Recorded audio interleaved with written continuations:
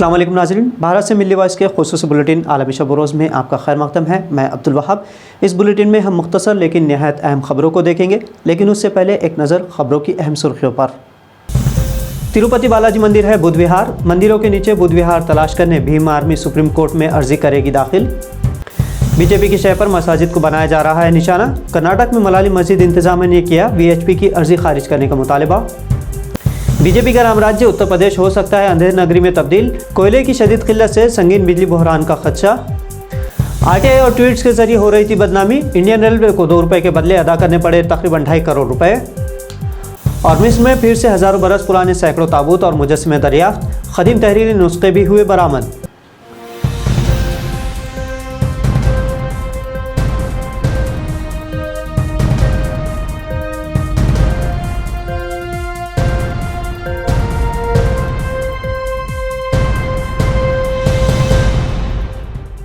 जिस तरह इंतहा पसंद दाएं बाजू की तंजीमें भारत में मुसलमानों को निशाना बना रही हैं और इबादत गाहों और तारीख़ी इमारतों के नाम पर समाज में नफरत का माहौल गर्म किया गया है, उसी दरमियान मारूफ दलित लीडर और भीम आर्मी के कौमी सदर चंद्रशेखर आज़ाद रावल ने ज्ञानवापी मस्जिद के मसले पर जारी तनाज़े के बारे में कहा कि बीजेपी मुल्क के बुनियादी मसाइल, महंगाई और बेरोज़गारी से तवज्जो हटाने के लिए मंदिर मस्जिद जैसे मौज़ूआत का सहारा ले रही है।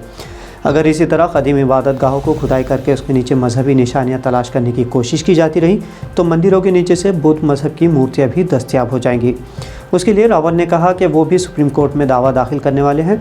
रावल ने मिसाल देकर कहा कि डॉक्टर अम्बेडकर ने तिरुपति बालाजी मंदिर के बारे में अपनी बात रखते हुए कहा था कि ये किसी ज़माने में बुद्ध विहार हुआ करता था। चंद्रशेखर ने मोदी हुकूमत की पॉलिसियों को तनकीद का भी निशाना बनाया और कहा कि नफरत का बाजार बंद होना चाहिए।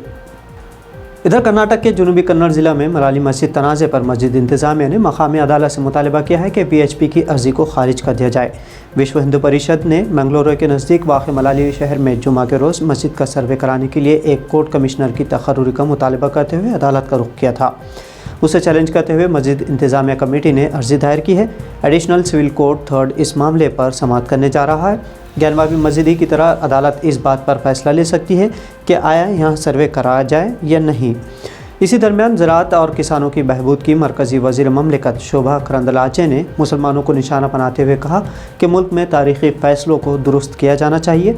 जनूबी कन्नड़ ज़िले में मलाली मस्जिद तनाज़े पर सहाफ़ियों से बात करते हुए उन्होंने कहा कि मरकज़ी वज़ारत दाखिला इस सिलसिले में नज़र रखे हुए है, यानी तस्वीर वाज़ेह है कि मुल्क में जितनी भी मसाजिद से मुताल्लिक़ अदालतों के चक्कर लगाए जा रहे हैं, ये सब BJP की ही अहमा पर हो रहा है। बीजेपी के राम राज्य यानी उत्तर प्रदेश में एक मरतबा फिर संगीन बिजली बहरान का खदशा है। रियासत को ज़रूरत से 30% कम कोयला मिल रहा है। यूपी इलेक्ट्रिक कंज्यूमर्स काउंसिल ने डेटा जारी किया है, जिसमें बताया गया है कि मौजूदा वक्त में यूपी को 15 से 17 रैक कोयले की ज़रूरत होती है, जबकि तमाम दावों के बावजूद 11 से 12 रैक ही कोयला मिल रहा है। मानसून जल्द ही शुरू होने वाला है और कानें बंद हो जाती है। अगर मुनासिब मिक़दार में कोयला दस्तयाब नहीं हुआ तो एक मरतबा फिर राम राज्य वाली उत्तर प्रदेश में बिजली बहरान पैदा हो जाएगी। दूसरी जानिब हुकूमत ने बैरून ममालिक से महंगा कोयला न खरीदने का भी फैसला किया है। बिजली सारिफिन काउंसिल के सदर अवधेश कुमार वर्मा का कहना है कि मानसून से कबल मुनासिब मिक़दार में कोयले का स्टॉक मौजूद रहना चाहिए। अगर ऐसा नहीं हुआ तो आने वाले दिनों में यूपी के 3 करोड़ बिजली सारिफिन अंधेर नगरी में रहने मजबूर हो जाएंगे। वर्मा ने कहा कि इस सूरत हाल के लिए बराह रास्त मरकज़ी वज़ारत तवानाई जिम्मेदार है। आपकी एक RTI दरख्वास्त और ट्वीट्स कितने अहम हो सकते हैं, इसकी एक बेहतरीन मिसाल सामने आई है। इंडियन रेलवे को RTI की वजह से 2 रुपये के बदले तकरीबन 2.5 करोड़ रुपए सारिफिन को अदा करने पड़े हैं और इसका सहरा जाता है राजस्थान के कोटा के बाशिंदे सुजीत स्वामी को। स्वामी जो इंजीनियर है और एक रेल टिकट पर ज़्यादा कैंसिलेशन चार्जेस वसूल करने के शिकार हुए थे, उसके लिए सुजीत स्वामी ने 3 साल तक लड़ाई की और बिल आखिर रेलवे ने उनके साथ साथ तकरीबन 3 लाख लोगों को पैसा लौटाने का फैसला किया। दरअसल ट्रेन टिकट कैंसिल पर मिलने वाले रिफंड को लेकर एक दिलचस्प फैसला आया है। कोटा में एक मुसाफिर से रेलवे ने टिकट कैंसिलेशन चार्जेस ज़्यादा वसूल किया तो उसके लड़ने का असर ये हुआ कि तकरीबन 3 लाख लोगों को इसका फ़ायदा हुआ। रेलवे बोर्ड ने तकरीबन 2.5 करोड़ रुपए लौटाने को मंजूरी दी है। सुजीत ने साल 2017 में स्वर्ण मंदिर मेल ट्रेन में कोटा से दिल्ली के लिए 765 रुपये का टिकट बुक किया था।